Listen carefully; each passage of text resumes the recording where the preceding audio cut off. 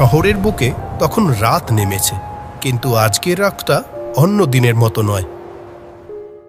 আকাশে জমেছে কালো মেঘ, চারপাশটা কেমন যেন গুমোট। বাস স্ট্যান্ডে একা দাঁড়িয়ে আছেন এক বৃদ্ধ, নাম অনিমেষ সান্যাল। কলকাতার এক নামকরা পাবলিকেশন হাউস গল্পচাইয়ের স্বনামধন্য সম্পাদক। উফ, আজকে মনে হচ্ছে কপালে ভোগান্তি আছে। কাজ সেরে বেরোতে বেরোতে এত রাত হয়ে গেল। আজ আকাশটা কেমন কালো করে আসছে। এ তো যখন তখন ঝমঝমিয়ে বৃষ্টি নেমে পড়বে।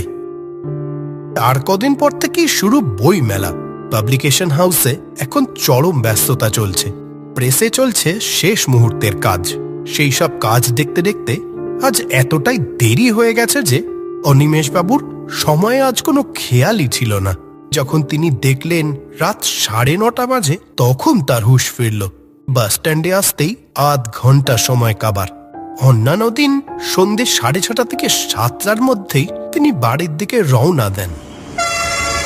এসব ভাবতে ভাবতে হঠাৎ বাসের হর্নের আওয়াজে সম্বিত ফেরে অনিমেষবাবু। তিনি তাকিয়ে দেখেন সামনে এসে দাঁড়িয়েছে 85 নম্বর বাস। কিন্তু এই বাসে তিনি সচরাচর ফেরেন না, কারণ এই বাসের স্টপেজে নামলে বাড়ি পৌঁছাতে হলে তাকে আরো মিনিট 15 বেশি হাঁটতে হয়। এই বাসটাও যদি ছেড়ে দিই তাহলে তো আরো বিপদ। আমার সেই 81 নম্বর বাস আবার কখন আসবে তার কোনো ঠিক নেই। একেই তো এত রাত হয়ে গেছে, ওদিকে আবার জোর বৃষ্টিও আসছে। না, বাস থেকে নেমে না হয় মিনিট 15 হেঁটেই বাড়ি পৌঁছাবো। এই ভেবে তাড়াতাড়ি বাসে উঠে পড়েন অনিমেষবাবু। বাসে উঠে দেখেন লোক সংখ্যা একেবারে হাতে গোনা। বৃষ্টি আসছে দেখে হয়তো আগে ভাগেই যে যার বাড়ির পথে রওনা দিয়েছে সবাই।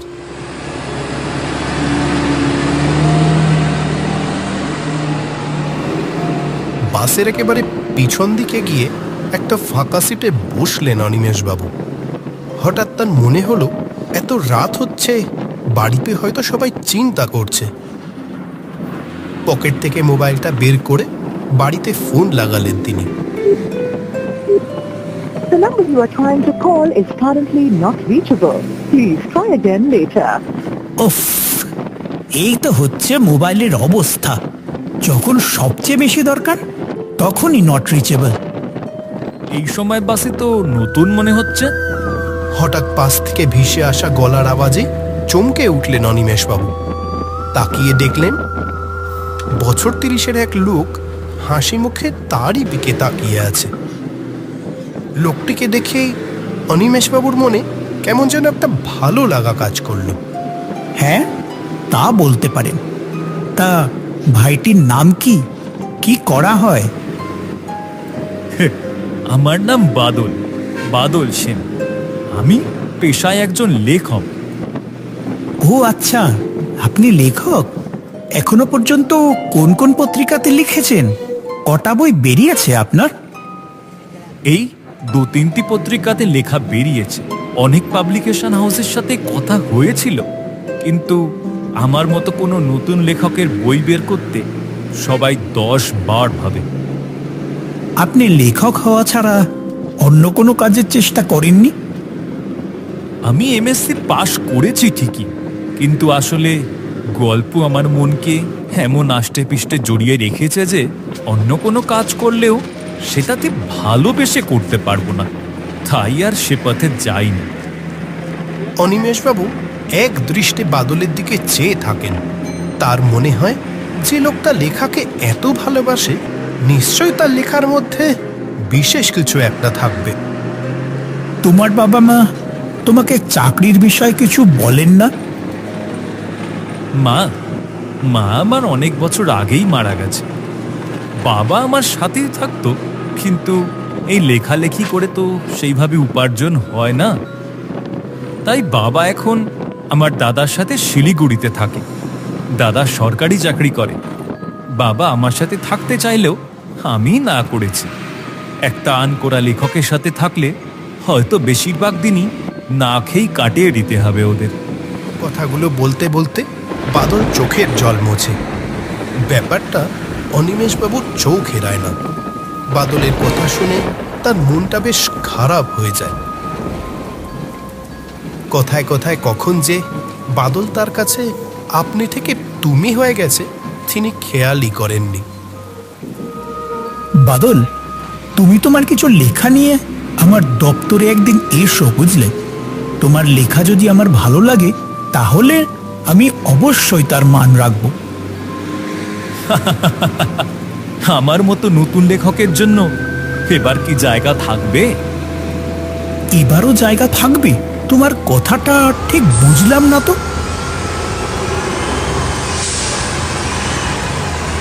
দাদা, আপনার স্টপেজ এসে গেছে, নামুন নামুন। বাদল কিছু একটা বলতে যাচ্ছিল, ঠিক সেই সময় কন্ডাক্টরের ডাকে ঘুর কাটে অনিমেষবাবুর। জানলা দিয়ে বাইরে তাকিয়ে তিনি দেখেন সত্যিই মানিকপালা এসে গেছে, আর এর মধ্যেই বাইরে বেশ জোরে বৃষ্টি নেমেছে। অনিমেষবাবু, আমার বাড়ি তো একদম কাছেই, আপনার বাড়ি তো বেশ খানিকটা দূরে। এই বৃষ্টিতে পুরো ভিজে যাবেন। যতক্ষণ বৃষ্টিটা না কমছে আমার ছোট বাড়িতেই না হয় বসুন, বৃষ্টিটা কমলে তারপর না হয় বাড়িতে ফিরবেন। আমার কাছে একটা ছাতাও আছে, বাড়ি তো আমার একটুখানি রাস্তা, দুজনে ঠিক চলে যেতে পারবো। অনিমেষবাবু মনে মনে ভাবলেন, যা বৃষ্টি পড়ছে তাতে বাড়ি অবধি যেতে যেতে পুরো ভিজে যাবেন। বাড়িতে নিশ্চয়ই বুঝতে পারবে এত বৃষ্টিতে তিনি হয়তো কোথাও আটকে গেছেন। বাদলের প্রস্তাবে তিনি রাজি হয়ে যান। ঠিক আছে, চলো তাহলে। প্রচন্ড জোর বৃষ্টি হচ্ছে, একটা ছাতার তলায় দুজন হেঁটে আসছে।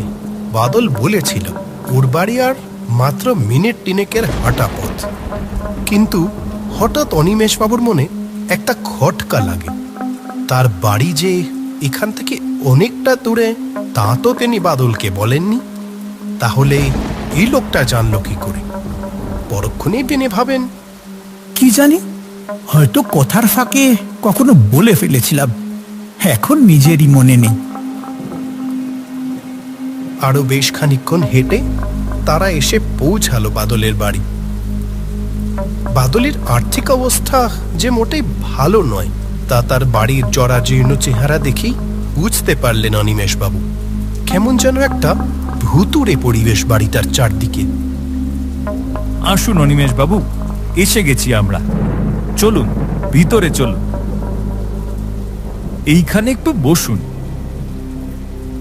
আমি আপনার জন্য একটু চা করে আনি। আচ্ছা ঠিক আছে, তবে বাদল, তুমি তোমার কিছু লেখা আমাকে দিয়ে যাও তো। তুমি চা করতে করতে আমি বরং তোমার লেখাটা একটু দেখি। অনিমেষবাবুর এই কথা শুনে বাদলের মুখে এক অদ্ভুত রকম হাসি ফুটে ওঠে। সে দেরাজটা খুলে একটা মোটা পাণ্ডুলিপি এনে অনিমেষবাবুর হাতে দিল, আর তারপর ভেতরের ঘরে চা করতে চলে গেল। পাণ্ডুলিপিতে থাকা গল্পগুলোর কয়েক পাতা পড়তেই অনিমেষবাবুর শরীরটা যেন বরফ হয়ে গেল। 1 বছর আগের পুরনো স্মৃতিগুলো তার চোখের সামনে ভাসতে শুরু করলো। আরে, এইগুলো তো 1 বছর আগে পড়া সেই গল্পগুলো, এগুলো এর কাছে। কি অনিমেষবাবু, মনে পড়লো তবে?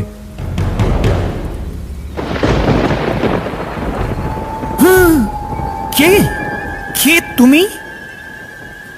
আমি সেই বাদল, যাকে আপনি 1 বছর আগে কথা দিয়েছিলেন তার লেখা গল্প বই আকারে বেরোবে, কিন্তু একজন নামকরা লেখকের বই বের করতে গিয়ে আপনি আমার লেখাগুলোকে বাতিল করে দেন।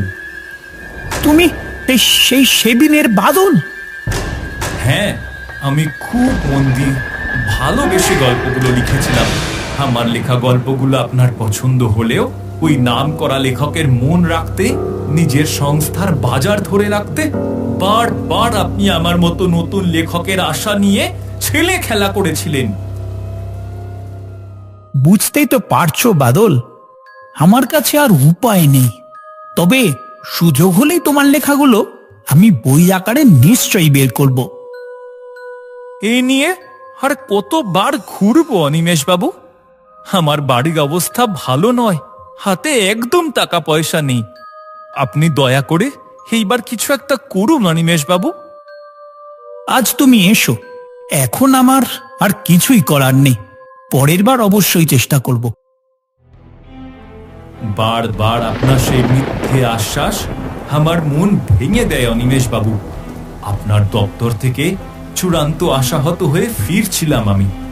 পয়সার অভাব, সংসারের হাল, আমি আর আমার মধ্যে ছিলাম না। খেয়াল করিনি যে হাঁটতে হাঁটতে রাস্তার মাঝখানে চলে এসেছি। যখন খেয়াল হলো, সব শেষ। বাদল, আমায় ক্ষমা করে দাও। আপনি যে আমার বই বের করবেন না তা তো আগেই বলে দিতে পারতেন। আমার সাথে কেন অমন করলেন অনিমেষ বাবু? নতুন লেখকরা কি তাদের লেখার যোগ্যতা দিয়ে নাম করা লেখকদের সাথে তাদের লেখাও বার করতে পারে না? বাদলের সেই বিভৎস চেহারা ধীরে ধীরে অনিমেষ বাবুর দিকে এগিয়ে আসতে থাকে। আতঙ্কে ভয়ে অনিমেষ বাবুর দম বন্ধ হয়ে আসার উপক্রম। তিনি পড়ি মরি করে দৌড়ে বাড়ির বাইরে বেরিয়ে আসেন। বৃষ্টি তখন কিছুটা কমেছে, তো অত্যাধিক মানসিক চাপে কিছুটা দৌড়ানোর পরই অবশেষে সংজ্ঞা হারিয়ে মাটিতে লুটিয়ে পড়েন বৃদ্ধ সম্পাদক অনিমেষ সান্যাল। ও দাদা, উঠুন উঠুন, এখানে পথের মধ্যে পড়ে আছেন কেন? ও, ওই বাড়ি, বাদলের বাড়ি, ওই রাস্তার পাশে। ও, ওই বাড়িটা?